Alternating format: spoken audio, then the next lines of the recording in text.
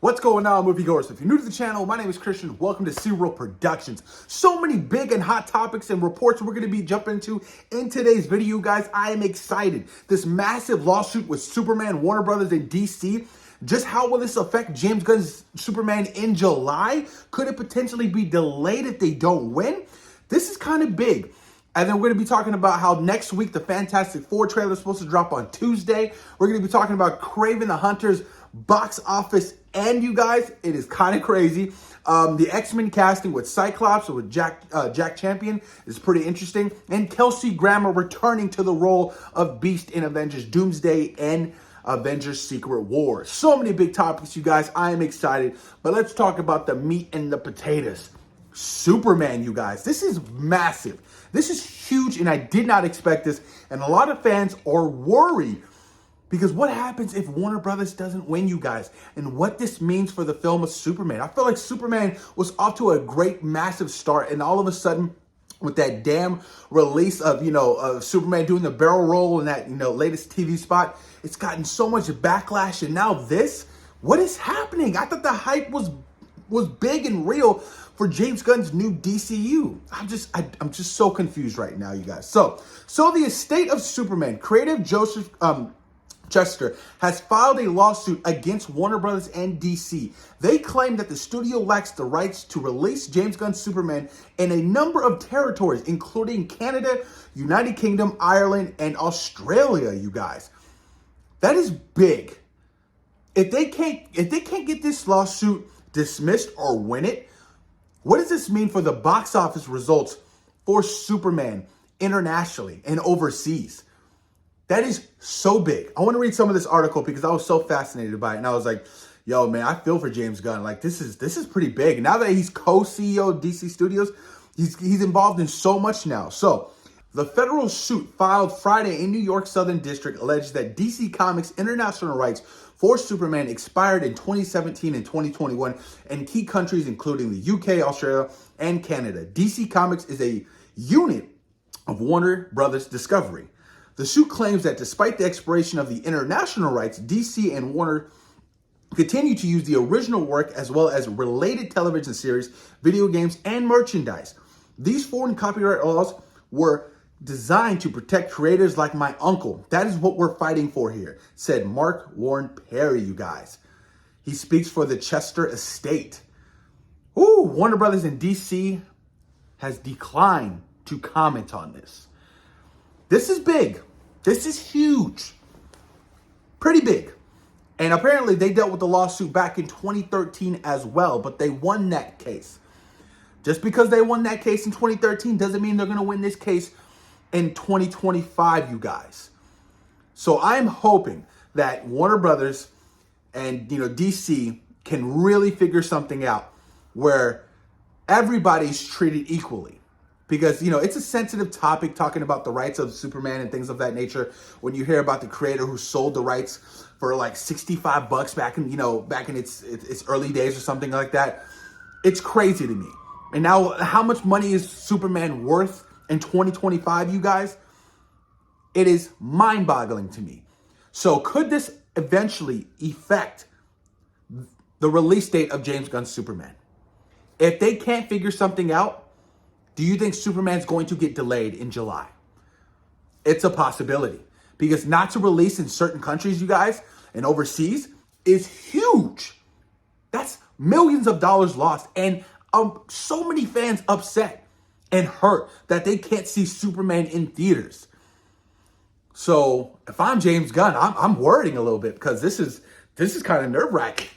Maybe Superman does get delayed and it doesn't hit that release date. Maybe it benefits Superman because of how packed, the month of July is with Jurassic World Rebirth and the Fantastic Four First Steps. So maybe they do delay Superman, or maybe this is the cause of the delay of Superman in July, you guys. Now, I don't think they're going to delay Superman until 2026, possibly later this year. But where do you fit Superman in after the summer, you guys? It's a summer blockbuster movie. You can't release that shit in December. You stay away from December because of Avatar. Nobody's releasing anything in the month of December if you're crazy. Avatar 3 is going to actually just smash records. So let me know what you guys think in the comments down below about this lawsuit that's, that Warner Brothers and DC is currently facing right now. And do you think they have any chances of winning this lawsuit? And do you think that this could be the potential delay in reasoning for Superman of this year, you guys? Crazy stuff, crazy stuff. Fantastic Four first steps, you guys. Apparently, we're going to be getting the first trailer on Tuesday on Good Morning America. And the internet is going wild. The internet is excited, including myself. It is going to break and shatter records, you guys. I am so pumped to see the first trailer for Marvel's First Family. I am so thrilled. Pedro Pascal, Ebon Moss-Backrack, Vanessa Kirby, you guys, you name it. I just want to, and I don't want to see a lot. I don't need to see any kind of action. I just want to see chemistry. I just want to see interaction. I want to hear Michael Giacchino's music. I don't need to see any big spectacle, nothing. That's how excited I am for, the Fantastic Four first steps. Like, I am so thrilled, and I cannot wait for Tuesday, you guys. You guys can definitely expect my reaction Tuesday morning for the Fantastic Four first steps. I'm hoping this channel does big numbers on that trailer, you guys. I'm hoping we can break 10,000. It's been such a long time since I've broken the 10,000 view on a trailer reaction. I think the last one, honestly, was probably Zack Snyder's Justice League, which Warner Brothers got a copyright out of me. So it's been a while, you guys.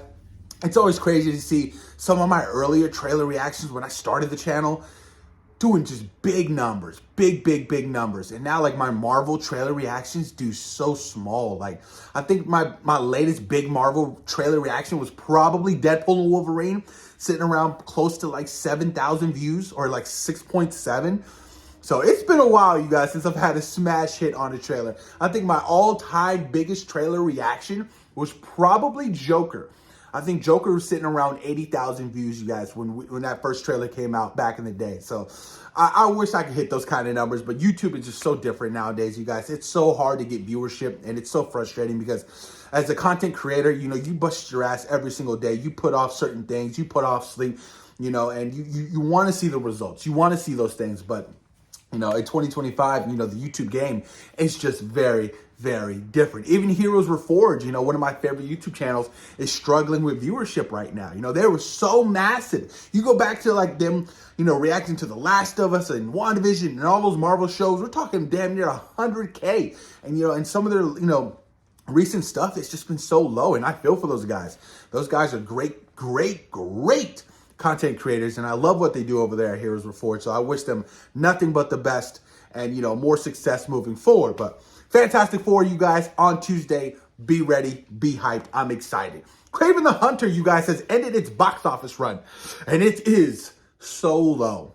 It's actually probably the lowest grossing comic book film. You guys, it's sitting at $59 million worldwide with a budget of $110 million. Sony, I don't know what else to tell you. This is it. This is your final run. Stop what you're doing. Continue with your Spider-Man noir film, whatever, with Nicolas Cage. But this, villain bullcrap that you're doing needs to end. It's done. 59 million worldwide. Your budget was 110 million. Take a step back and just get back in the creative chair. Get back into trying again. Be creative. Just don't put out any random stuff because you just want to put out stuff. That will never do you any kind of justice, you guys. 59 million worldwide is still so crazy to me. So wild.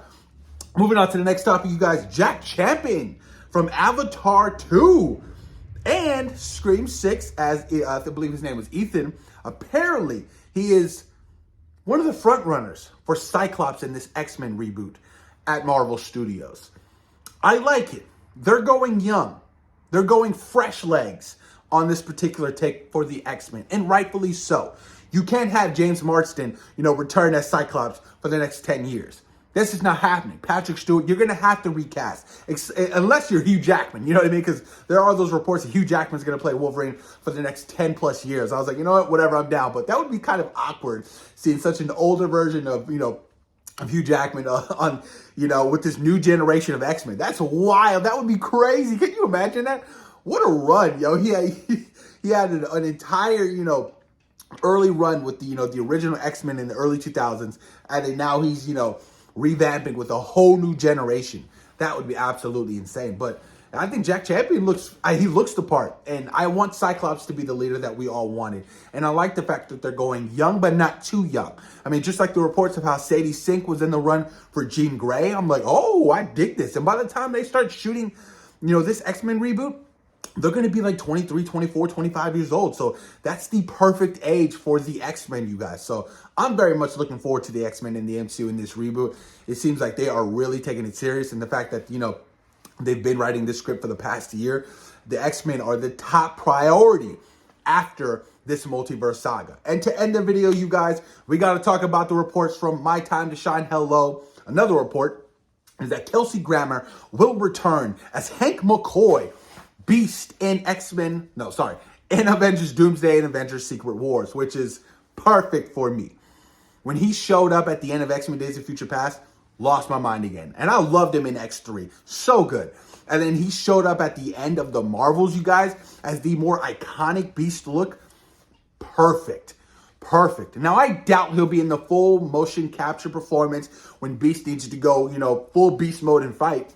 But for the stand-in scenes and for the full dialogue of him in his lab or him interacting with other potential X-Men that might show up in, Doomsday and, Secret Wars, perfectly fine. I loved Kelsey Grammer so much as Beast, you guys. He just embodies Beast. His aura, his presence, his voice, it's all there. And, Beast is one of my all-time favorite X-Men. So, but will Kelsey Grammer play Beast past, the multiverse saga? No idea. Like I said, it looks like they're going for a much younger version of the X-Men for this, next phase in the MCU. But I'm excited, you guys. Let me know what you guys think about today's topics about Superman, this lawsuit, how will it affect, DC and James Gunn. What do you think about the Fantastic Four trailer dropping next week? What do you guys want to see? Honest thoughts and opinions, you guys, post them down below. And of course, thank you guys for taking time out of your day for watching C-World Productions. Peace.